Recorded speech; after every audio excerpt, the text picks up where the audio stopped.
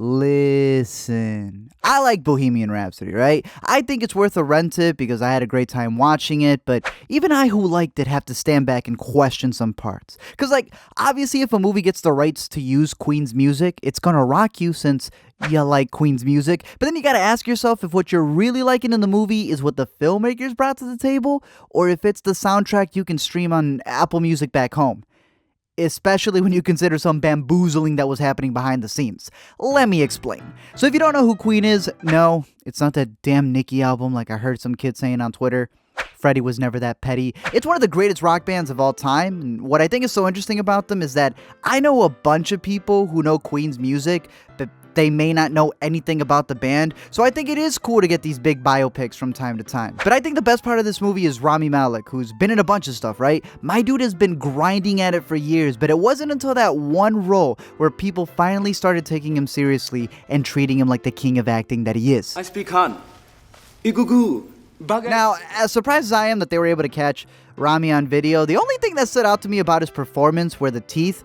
And yeah, I understand that Freddie had an overbite. I get that's a part of who he is. He even says that that's why he's able to sing the way he does. But why'd y'all make my boy Rami look like the duck from Chicken Little? I know that a lot of complaints are about how the movie is paced super quickly, right? I completely agree with that. I know my dude's got a song called Don't Stop Me Now, but man did y'all rush to their limelight overnight. We would go from them being broke in a broken van to touring 2 scenes later. Freddie glanced at a cow and somehow got inspired to write Bohemian Rhapsody. They were coming up with anthems the way superhero movies come up with their group names. Come a long way since the garage. Gotta say, it's fantastic. And while I know that some of y'all gonna call that nitpicking, I understand that. There's actual behind the scenes stuff to it. This movie goes way back to when Sacha Baron Cohen was supposed to do it, and that man would have killed it. If you haven't seen Sacha do his more serious roles, he can sing, he can act, he can definitely look a lot like Freddie Mercury, but then the rest of the band hit him with a big no after his pitch, and since he was under pressure, he just left. Now, I didn't think much of it because if you know Sacha Baron Cohen, he's made some projects that are really out there, so when people are saying that he wanted it to be hard R and it was supposed to be super wild, almost disrespecting the legend, I can see how it could have gone overboard. So instead, they went for Dexter Fletcher, who did Eddie the Eagle, but then another one bit the dust and he was gone. They then get Bryan Singer, who loves working with young talent, but then in the middle of filming, after getting 2/3 of the movie done, dude just stopped showing up because he was having conflict with some of the people. He got fired, causing them to call Fletcher back up to finish it. I just want to give a big shout out to this dude because he didn't even care that he was getting credit. My man just wanted to make sure that the film about this legend was done. That's the real one right there.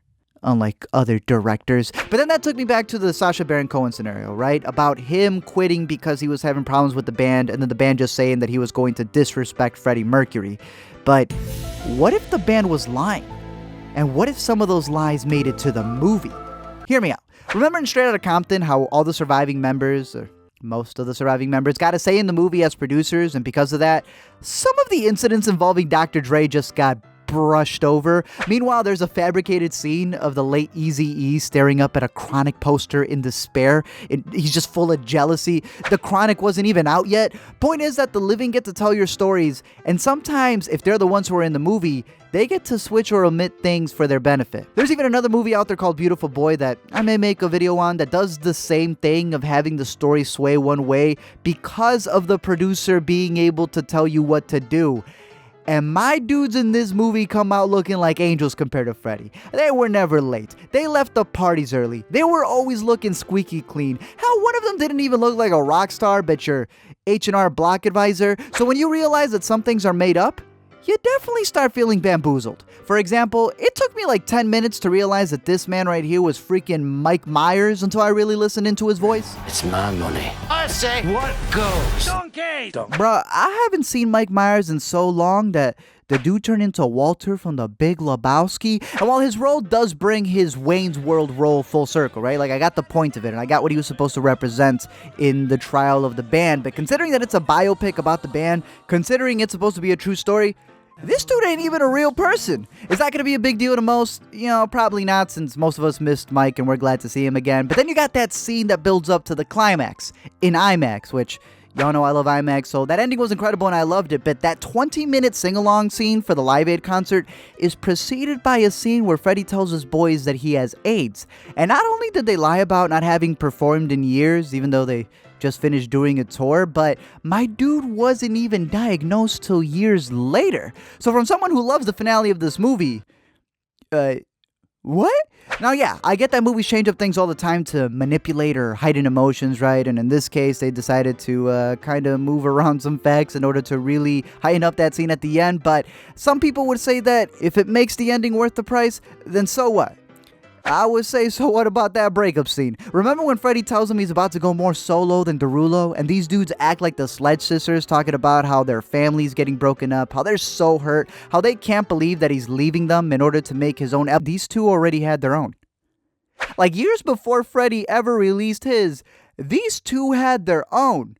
So how y'all gonna make a scene where you're blaming him for breaking up the band? There's a film where you do that very hedonistic, illicit, explicit, gratuitous side, but you don't get to celebrate this human being who means so much to so many people. I mean, what he is going to be able to do for a new generation, give them the voice, make them feel emboldened and powerful. That's what you want to see, that aspect of his life. Now, I agree with Rami's point, right? I didn't expect this movie to be a wild Wolf of Wall Street party. I understand wanting to keep his legacy intact and wanting to make him an inspirational character. I mean, just look at the relationship with Mary, played by the girl who's never found a street that didn't involve singing. That was the best part of the movie. Like, even though they broke up and she knew Freddie's orientation was different, they still loved each other till the end. When Freddie got that Team 10 house for his cats, he made sure his best friend had the house next door where they can replicate that Taylor Swift video. Their relationship was so pure that she was the only one who didn't want to get fully involved with the production because her love for him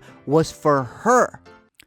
But these dudes over here, I'm not saying it's super malicious, right? They're clearly the people who were closest to him, right? They're the people who knew him best, the people who loved him. But for a legendary figure, y'all gave him the solo effect, you know? He's supposed to be this sporadic, uncaged spirit, and y'all made the most by-the-numbers movie it could possibly be. But if it's supposed to be a biopic, right?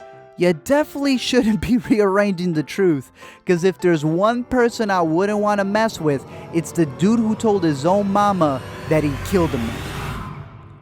Writing like you assigned a TDE, his soul's gonna find you. Thank you guys for checking out this video. I'm curious to know your thoughts down below in the comments section. Like I said, I like this movie. I'm being critical of a movie that I like because I know it could be better, but I've still seen this movie twice. I recommend it. I think it's kind of have the Jobs effect, and where we talked about it on the Intercut podcast, which you can check out right here in full. But we had this discussion about how, if you remember that movie Jobs, you know, it wasn't the greatest movie. I don't think it was terrible. I think it had good intentions, but it did the same thing. It mixed around some facts and timelines, but eventually, years later, we got Steve Jobs, which I think was one of the best movies of that year. So if something like that happens for Freddie Mercury and Queen, and where we get this one, but then years later we get, like, I don't know, a really crazy artsy one, that'd be dope. I also think it's really interesting because there's a bunch of backstory that we may not know about Freddie, or crazier things to get into. Yo, I didn't even know he was Indian. I thought my man was like a mystic vampire or something. So when I figured that out, I was like, damn, T-Series would have passed PewDiePie in a flashback then. Other than that, I'm curious to know your thoughts down below in the comment section. Do those switches not mean anything to you? Did you know about them? Let me know your favorite Queen song, all that stuff down below. And don't forget to comment, like, and subscribe,